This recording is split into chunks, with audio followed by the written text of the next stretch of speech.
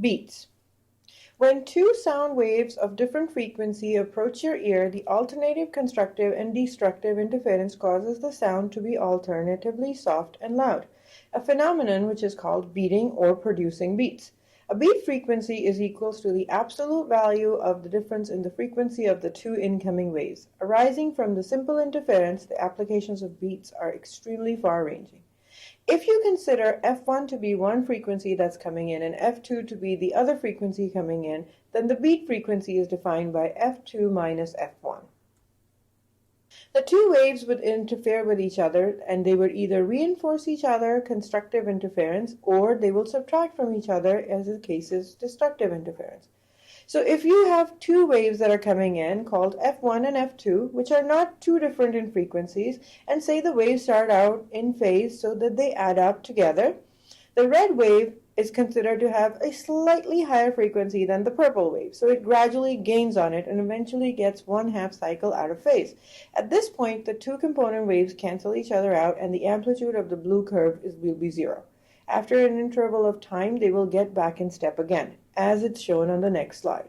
So F1 is the red one, F2 is the purple one, and if you add the two amplitudes together, you will see at certain points they will cancel each other out. They're completely out of phase, say at this point, and they're completely in phase in this point, and everywhere in the middle they are intermediate interferences.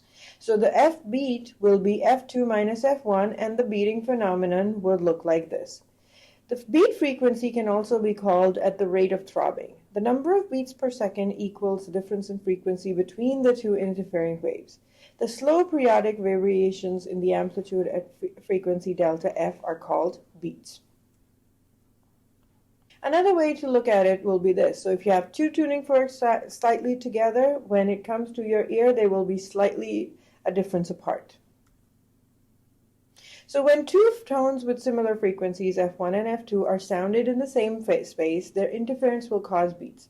The increase and decrease of perceived sound intensity, a throbbing sensation. The perceived frequency is the average of the two frequencies, F1 plus F2 divided by 2.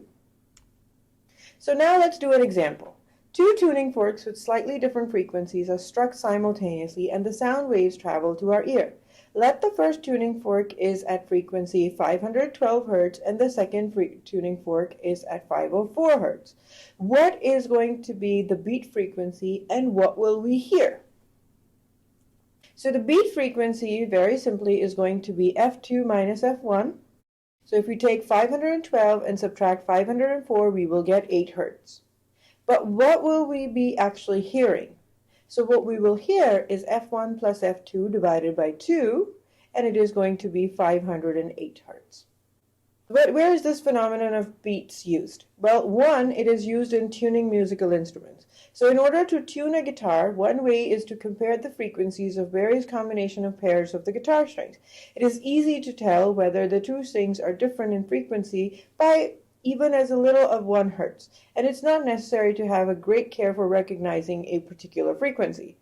Beat frequency decreases as the two frequencies causing the beats get closer to each other. Finally, the beat frequency disappears when two frequencies are identical or exactly in tune with each other. Another way where beats is used is rotational speed. A twin propeller engine whose engines have slightly different rotational speeds will cause beating effects and will be extremely uncomfortable for the passengers if they are exposed to it. In order to tune the engines, engineers may utilize beat phenomenon. When beating disappears, they can safely assume that the two engines are perfectly in tune.